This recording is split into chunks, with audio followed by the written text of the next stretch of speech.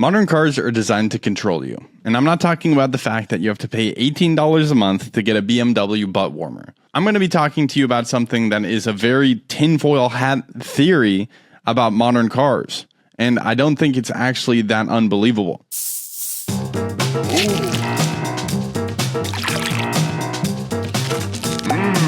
Privacy Academy with Eric Meter. My name is Eric Meter. I'm an online privacy expert, and I teach online privacy because privacy is essential to protecting your inherent God-given rights and freedoms. And big tech companies, as well as Big Brother, are teaming up to take away your privacy from you. So let me ask you a question. What would your life be like without a car? It depends on your city, but I think it could be very awful, especially if you live in the US. You wouldn't have any freedom at all. You wouldn't be able to go to grocery stores. You wouldn't be able to drive across town to meet your friends. And let's pray that there's no emergency. You know, if there's a flood, a hurricane, or even wildfires, you want to get out of there as fast as you can, and you need a car for that. Without a car, it's not possible. And you can also just completely forget about traveling altogether. As you can see, I've got a map here of Boston to San Francisco. And I know, of course, those are two very different sides of the country, but I'm using this as an example. I did the math. It would take 40 days of nonstop walking to go from Boston to San Francisco. So I think both you and I know that walking is completely out of the equation. 5 years ago, if you told someone that cars would prevent you from driving them, they would laugh. But nowadays, it's becoming a reality. And I've got a lot of evidence to back up what I'm saying too. To be honest, the government and other companies already have all of the pieces together. They just haven't implemented them yet in a way that punishes people. So let's start out by looking at the mechanical build of a car, right? So let's say you have a steering wheel. You turn, and when you turn left, the wheel turns a steering column that turns the wheels literally left. And you know, when you're turning, you're actually turning the wheels when you use the steering wheel. That's how it used to be. Now with modern steering, there's something called steer by wire. For example, when you turn left, instead of the steering wheel directly turning the wheels, the signal goes to a computer which then tells the wheels to turn left. Basically, what this means is your steering wheel is not directly attached to your wheels. That should scare you. I mean, do you really want to trust that a computer is going to tell the wheels to turn in time, especially in an emergency? It's not just the steering wheel that's working through a computer. Your gas pedal and even your brakes are not physically attached anymore. That's crazy to think about. So let's say you're going really fast and you need to slam on the brakes to stop the car. It's not literally hitting the brakes on your wheels. It's hitting the brakes, telling the computer to engage the brakes for you. That's insane. It's like that old saying, if it ain't broke, don't fix it. So why would they add all these extra steps? Well, there's a hidden agenda. There's a reason that they're adding a computer into something as simple as hitting a brake pedal. I mean, let's do some simple math about it. You have steering, brakes, and a gas pedal all controlled by a computer. What does that mean? You're essentially driving a remote control car. And I would not want to trust anyone with the potential to hack into my car and control it however they want. Let's take it a step even further. A lot of modern companies like Tesla have full autopilot capabilities. You know, the cars can steer on their own. They can speed up, they can slow down, they can park, change lanes, they can navigate, they can follow the traffic signs, and they can even see people on the road. It's really insane. It's right out of sci-fi, but it's in our world right now. And before I keep going down this rabbit hole, let's just quickly remember everything. Your steering, your brakes, your gas pedal, none of these are mechanically connected. It's all controlled by a computer that is smart enough to drive on its own. That's a pretty scary combination. So what does this vehicle mean when a social credit system comes into place? I have another video all about social credit systems, but for those of you who do not know, a social credit system is a system that they're starting to implement where basically if you're deemed good by the government, you'll get bonus points. Or if you're deemed bad by the government, that's the key point there, you'll be punished. So, like I said, if you're bad or good by the state's definition, you'll get rewarded or punished. So let's say that you're doing something that the state deems is bad. Maybe you're reading censored news or you're making videos like I am. Then you will be punished for it. And so let's say I make this video, I get judged by maybe AI that says this is directly against the state's agenda. We're going to move some social credit points off of his score. And then I go into my new smart car. When I go in, I've got a digital ID. It reads it. It says, this is Eric Meter. Okay, there's multiple forms that the punishments could take place. First of all, maybe it limits how much I'm able to fill my gas tank up, whether it's electric or gas. Maybe it has, it's got GPS, so maybe it limits where I am in the city, and it won't allow me to go past the boundaries.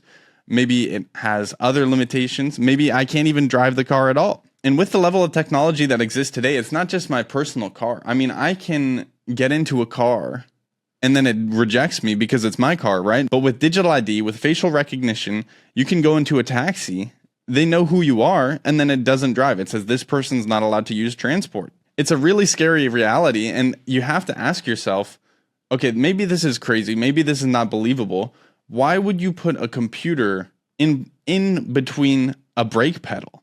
I mean, there's no reason for that on the user's side, right? It's a completely designed for control. But if you want me to take a step back with it, let's go and look at some actual events. So this was an article posted by Zero Hedge, and it was called The Blue Screen of Death. Basically, it was photos of people on Twitter posting blue error messages on their car dashboards saying, I can't use my car, an update happened, and I'm no longer able to use it, which is really funny to think about because, I mean, 20 years ago, no one would be like, hold on, I've got to update my car. I'm late for work. My car's update failed. But yeah, I mean, the updates failed. They can't drive. Some people weren't able to drive their cars for weeks or even months. I mean, it's pretty unbelievable how much power the computer has in the car. I know that example is not the best. I mean, it only talks about how much power a computer has in the new cars, but let's talk about how they can limit your usage of cars with this modern technology. So in 2023, Fox posted an article about Ford trying to get a patent for their new technology that allows them to lock people out of their own cars when they're late on car payments. It's crazy. And sure, they say it's for car payments, but I mean, regardless of what it is, this is something that is very easily possible. I mean, Ford is looking to do this themselves. That's just Ford. What about a government? I mean, all jokes aside, I think it's really disgusting. I think it's extremely corrupt.